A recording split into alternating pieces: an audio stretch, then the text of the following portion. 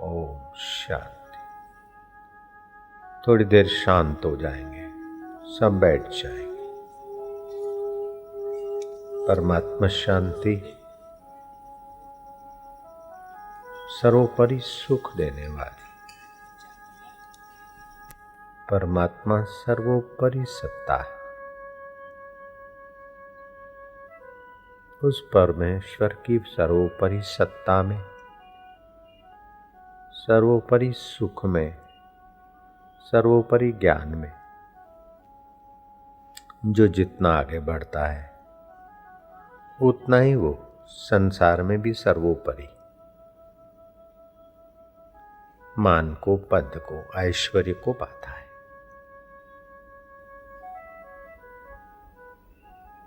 श्वेताक्षर उपनिषद के अध्याय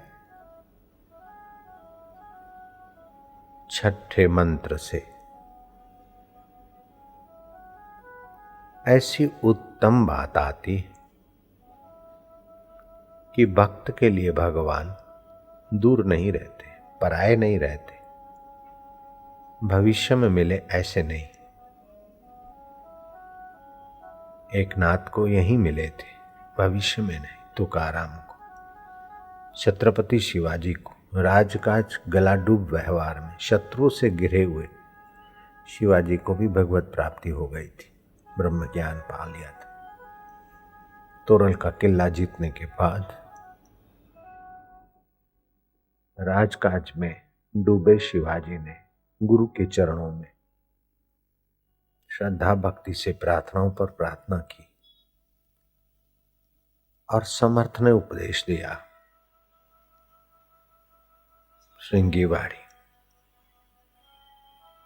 वो लघु उपदेश के नाम से सुप्रसिद्ध है। शिवाजी को परमात्मा साक्षात्कार हुआ। जब तक परमात्मा प्राप्ति नहीं हुई तब तक वो महाशिवाजी इसलिए कि महान तत्व में प्रीति रखा। ऐसे तो कई शिवाजी पैदा होकर मर गए होंगे, लेकिन ये महान आत्मा शिवाजी ने महान परमात्मा को पाने के लिए दृढ़ता बरती।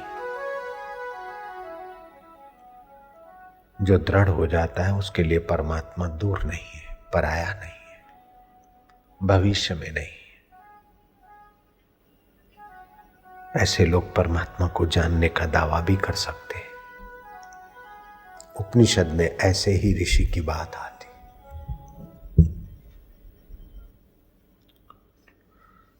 तमे शरणम परम महेश्वरम तम देवतानां परम च दैवतम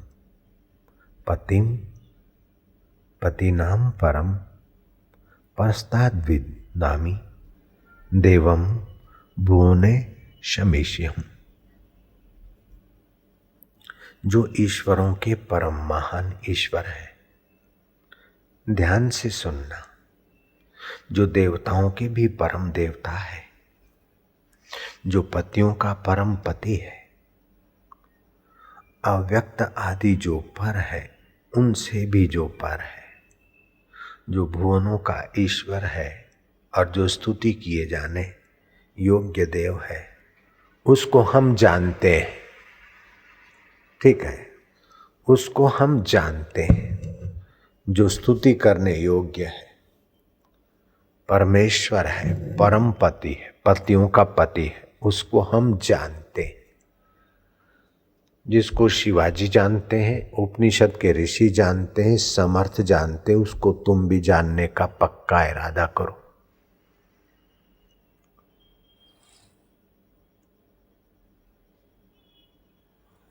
गुणों की उपाधि से, ऐश्वर्य से, माया से भगवान महेश्वर माने जाते हैं और बिना उपाधि के परमेश्वर माने जाते हैं। जैसे गंगू तेली और राजा भोज। गंगू तेली अपना तेल, बैल, घाना छोड़ दे और राजा अपना सेना और राज्य छोड़ दे, मनुष्यता में एक है। ऐसे जीव अपने शरीर की उपाधि को मैं मानना छोड़ दे और ईश्वर अपने माया के सामर्थ्य को, मैं तो मानते ही नहीं है, लेकिन ईश्वर अपने माया के सामर्थ्य को अपना नहीं मानते और जीव अपने देह को मैं और मेरा नहीं मानता, तो दोनों का महेश्वर एक ही है। कांच की कैबिन में आकाश और ईंट की दीवालों के बीच आकाश, आकाश एक ही है, उपाधि अलग है। ऐसे जीवात्मा और परमात्मा एक ही चैतन्य के भिन्न नाम है। एक ही वृक्ष की डाल पर दो बैठे हैं पक्षी, एक खट्टा मीठा फल खाता है, उसके स्वाद से सुखी दुखी होता है, और दूसरा जो का त्यों है उसको जानता है, देखता है, सम रहता है। ये वैदिक मंत्र है, इसको सुनने मात्र से हजारों गौदान करने का, सैकड़ों यज्ञ करने का फल प्राप्त होता है। द्वासु पर्णा सयुजा सखाया समान वृक्षे परिस्वस्थ जाति तयोर एक पीपलम स्वाद। दो पक्षी हैं एक ही डाल पे समान समय पर, एक फल खाता है, उसके अनुभव से दुखी सुखी होता है, और दूसरा देखता है। क्या ये शरीर रूपी वृक्ष, शरीर रूपी वृक्ष में ये दो पक्षी नहीं है क्या? एक जीव रूपी पक्ष है, कर्म करता है, सुखी दुखी होता है, और दूसरा ईश्वर है जो सुख को जानता है, दुख को जानता है। मेरी आंख ठीक देखती, उसको जानने वाला कोई है। मैं ठीक देखता हूं बोलता था, लेकिन मैं ठीक देखता हूं या बेठीक देखता हूं, उसको जानने वाला परमेश्वर आत्मा है। मैंने खाया नहीं खाया मैं बोलता हूं, लेकिन खाने और न खाने को जानने वाला महेश्वर जानता है। मैं पापी हूं पुण्यात्मा हूं, मैं काला हूं गोरा हूं, मराठी हूं, सिंधी हूं, पंजाबी हूं, इस विचारों को कोई और जानता है। जो जानता है वो महेश्वर है, और जो इस विचारों से जुड़ता है वो जीव है। जैसे आसमान में चांद है, वह महेश्वर है, और तुम्हारे रकाबी में, तुम्हारी थाली में, तुम्हारे पोखरे में, तुम्हारे तालाब में जो चांद हिल रहा है, परेशान हो रहा है, वह जीव है। पानी को गर्म करते उबालते तो वो चांद उबलता दिखेगा, लेकिन सचमुच में चांद के प्रतिबिंब को भी गर्मी नहीं लगेगी, तो चांद को तुम्हारे कढ़ाई की गर्मी कैसे लगेगी? ऐसे ही परमात्मा को तुम्हारे कर्मों का बंधन नहीं लगता है। कर्मों का बंधन मन को, जीव को लगता है। जब परमात्मा को समर्पित करके सत्कर्म करते हैं तो वो कर्म कर्म योग हो जाता है। प्रीति करते तो भक्ति योग हो जाता है, और परमात्मा को खोजते तो ज्ञान योग हो जाता है। बहुत ऊंची बात आप सुन रहे हैं उपनिषदों की। जो बड़े बड़े तपस्वी साधु वर्षों की साधना और स्नान और तप का फल परिपक्व होता और सुन पाते, वो चीज आप सुन रहे आज।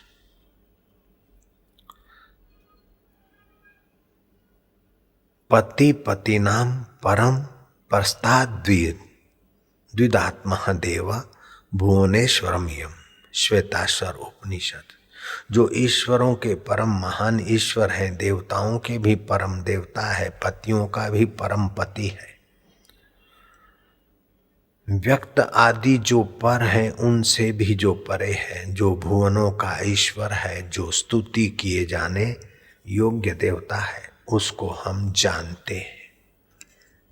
जब समर्थ जानते हैं, ऋषि उपनिषद के ऋषि जानते हैं, लीलाशाह बापू जानते हैं, ज्ञानेश्वर और एकनाथ जानते, तो तुम भी जान सकते हो। जन्नाबाई जानती तो तुम भी जान सकते हो। मरने के बाद कोई आएगा और तुमको स्वर्ग में ले जाएगा, उस स्वर्ग की ऐसी तैसी स्वर्ग में तो तुम किसी को कृपा करके भेज सकते हो, ऐसी तुम्हारी आत्मशक्ति अभी तुम्हारे पास है।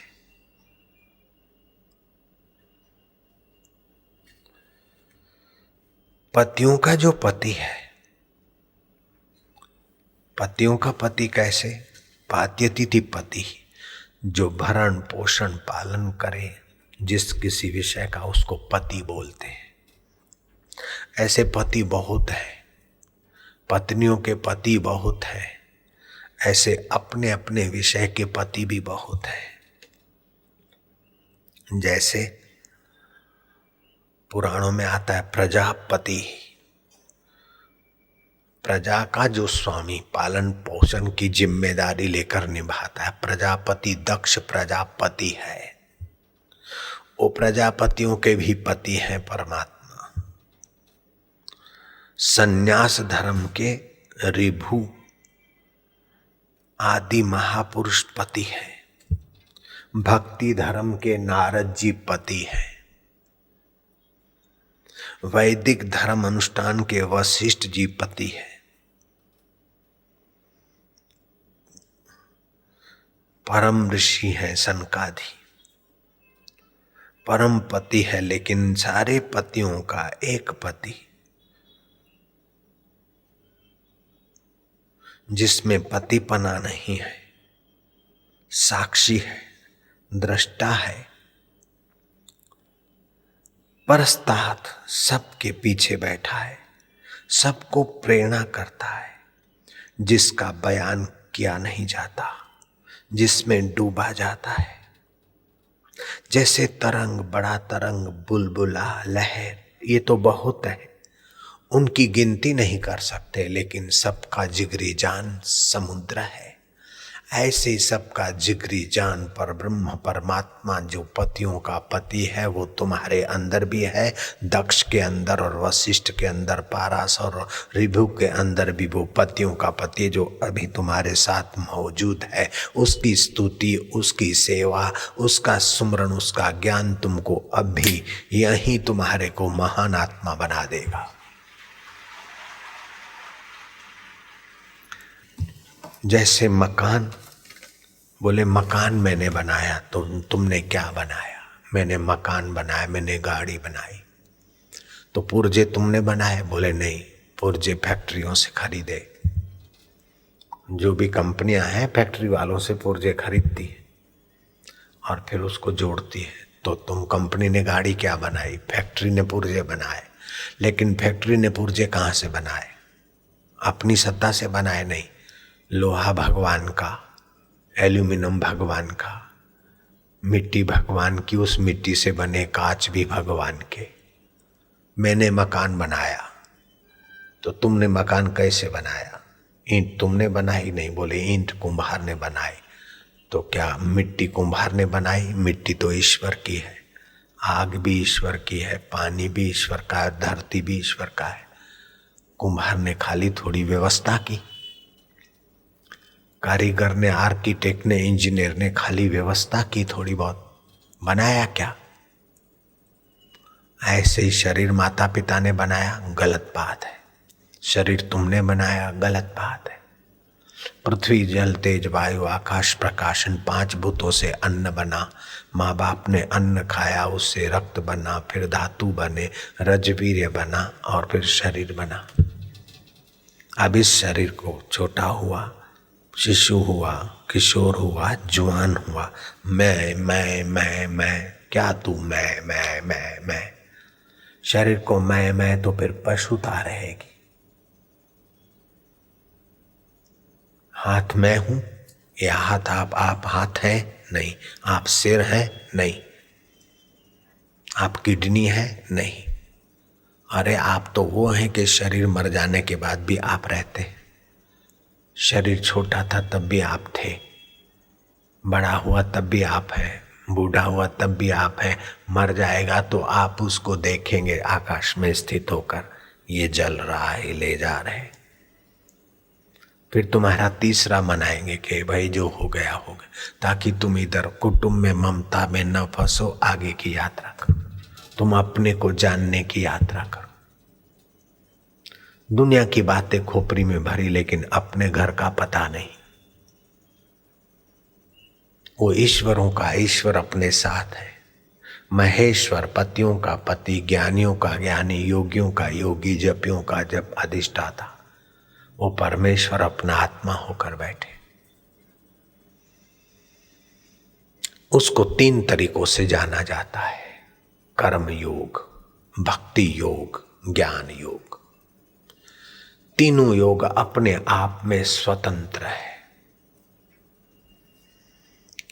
ईश्वर प्रीति अर्थ जो कर्म करते,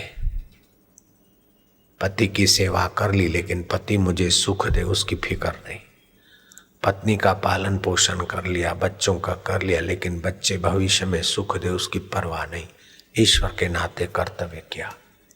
और फिर समाज में गरीब गुरबा, महापुरुष, सत्कर्म, पुण्यकर्म, ईश्वर प्रीति के लिए कर्म करें, कर्म योग बन जाएगा। कर्म तो सभी करते हैं, भोजन तो सभी माया बनाती, लेकिन कर्म योग नहीं है। दुकान पे और ऑफिस में तो सभी लोग जाते हैं, स्कूलों में, लेकिन कर्म योग नहीं, कर्म बंधन है। भगवान कहते इस कर्म को करने की शक्ति तुम्हारे पास है, जानने की शक्ति तुम्हारे पास है, मानने की शक्ति तुम्हारे पास है। इस शक्ति का सत उपयोग कर लो। जो सदुपयोग की रीत बताए उसे सत्संग कहते हैं। जोक्स, विनोद, हास्य, ये तो थोड़ी देर के लिए ठीक। सत्संग में अगर सत नहीं मिलेगा तो कहाँ मिलेगा? बाजारों में मिलेगा, दूसरे भाषणों में मिलेगा। और सत्य के ज्ञान के बिना सत्य के सुख की प्राप्ति नहीं होती, सत्य के आनंद की प्राप्ति नहीं होती, सत्य के सामर्थ्य की प्राप्ति नहीं होती। दीनहीन और लाचार जीवन बना रहेगा। इसलिए बोलते सत्संग करो। कथा वार्ता एक बात है, जोक्स एक बात है, भाषण दूसरी बात है, लेकिन सत्संग, अभी तुम ये उपनिषदों का सत्संग कर रहे हो। सत्य जो पहले था अब भी है, बाद में रहेगा, उसको सत्य बोलते। उसमें मन लगाने की रीत को सत्संग बोलते। क्या शरीर पहले था? नहीं। बाद में रहेगा? नहीं। अभी भी रोज बदल रहा है, नहीं के तरफ जा रहा है। ये गजरा पहले नहीं था, बाद में नहीं रहेगा, तो अभी इसकी सुगंध, इसका जलीय अंश नहीं के तरफ जा रहा है। ऐसे ही श्वासोश्वास में ये शरीर भी बुढ़ापे के तरफ जा रहा है, जुआनी के तरफ जा रहा है, मृत्यु के तरफ जा रहा है। लेकिन आप पहले थे, आपका आत्मा, आप पहले थे, अब भी हैं, शरीर मरने के बाद भी आप रहेंगे। अगर असत्य पाप कर्म किए तो नरक में आप रहेंगे, तो नरक के दुख का तो ज्ञान रहेगा। अगर पुण्य किया है स्वर्ग की लालच से, तो स्वर्ग में आप रहेंगे। अगर भगवान की प्रीति के लिए पुण्य किया है तो फिर तो आप भगवान में आएंगे। भगवान की प्रीति के लिए भगवान को प्रेम किया तो आप भगवान में आएंगे। आप कर्म तो करते, लेकिन किसके लिए करते? भगवान के लिए करते तो कर्म योग हो जाता है, और कुछ पाने के लिए करते तो कर्मा अनुबंधने मनुष्य लोके, देव लोके, नरक लोके, पितृ लोके, आप लोक लोकांतर में भटकते रहेंगे। तो अंतर में आप मनन पर ब्रह्म परमात्मा का, श्री राम स्वरूप का करिए। राम ही केवल प्रेम प्यारा, प्रीति करने योग्य राम है। रावण और राम में क्या फर्क है? कि रावण देह को मैं और संसार को मेरा मानकर सुखी होना चाहते, बड़े बनना चाहते, और राम जी अपनी मैं में तृप्त हैं और लोगों को उस मैं के तरफ ले जाकर दूसरों को भी मुक्त और तृप्त करते हैं। ये जमीन आसमान का फर्क है। शिष्य ने पूछा कि गुरुजी, कर्ण वीर था, बहादुर था, दानी था, और परोपकार के लिए कर रहा था, मित्र के लिए कर रहा था, अपने स्वार्थ के लिए युद्ध नहीं कर रहा था। फिर कर्ण क्यों हारा? ऋषि ने कहा, बेटा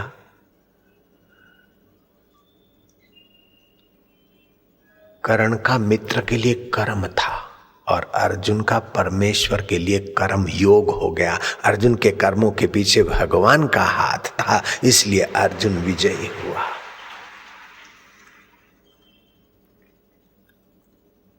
तो महापुरुष लोग जो जोक्स करते हैं, उस जोक्स के पीछे भी भगवान की भक्ति की घटना घटाएंगे।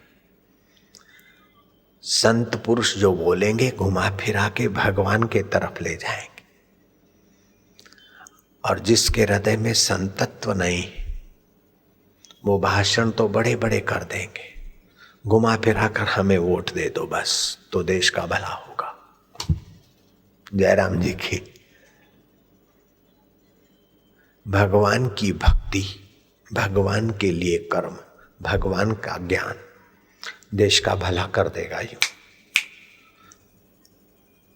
गांधी जी ने देश सेवा की, लेकिन भगवत प्रीति अर्थ की, तो क्या गांधी जी ने देश का भला नहीं किया? क्या कितना सारा किया। राजेंद्र बाबू रांची जा रहे थे, पैर की एड़ियों में पीड़ा हो रही क्योंकि चप्पल घिस गई। रांची से 10 माइल दूर अहिंसक चमड़े से, अर्थात खुद जो जानवर मर गए, स्लाटर हाउस में हिंसा करके नहीं, खुद जो मर गए उनके चमड़े से बनी हुई चप्पल गांधी हाट में मिलेगी। आदमी ले आया, चप्पल पहनी। कितने की है? बोले 19 की। बाप रे बाप, पहले 11 की आती थी, इतनी बढ़ गई क्या? बोले नहीं, पहले आप कार्यकर्ता थे, प्रचारक थे, अभी आप राष्ट्रपति बने, इसीलिए थोड़ी टिप टाप लाए। राजेंद्र बाबू ने वो चप्पल सेक्रेटरी को कहा, वापस दे आओ, 11 वाली लाओ। हम राष्ट्रपति बने हैं, राष्ट्र के पालन सेवा की मेरी जिम्मेदारी है कि राष्ट्र का भोग उड़ाकर दूसरों का हिस्सा नोचने के लिए हम थोड़े बने हैं। ऐसे पति, ऐसे ही पत्नी का शोषण नहीं करना है, परिवार का शोषण करके मौज नहीं करता वो पति आदर्श पति। प्रजा का शोषण नहीं करता वो प्रजापति आदर्श प्रजापति। लेकिन भगवान पतियों के भी पति है। दक्ष प्रजापति वशिष्ठ धर्म के पति, नारद जी भक्ति जगत के पति। लेकिन नारद के भी पतियों के पति, वशिष्ठ के और दक्ष के भी पतियों के पति अंतरात्मा राम रोम रोम में बस रहे सच्चिदानंद परमात्मा है। भय प्रगट गोपाला दीन दयाला कौशल्या हितकारी। बुद्धि रूपी कौशल्या का हित करने वाले वो परमात्मा प्रकट हुए रामचंद्र के रूप में, रोम रोम में तो बस ही रहे थे।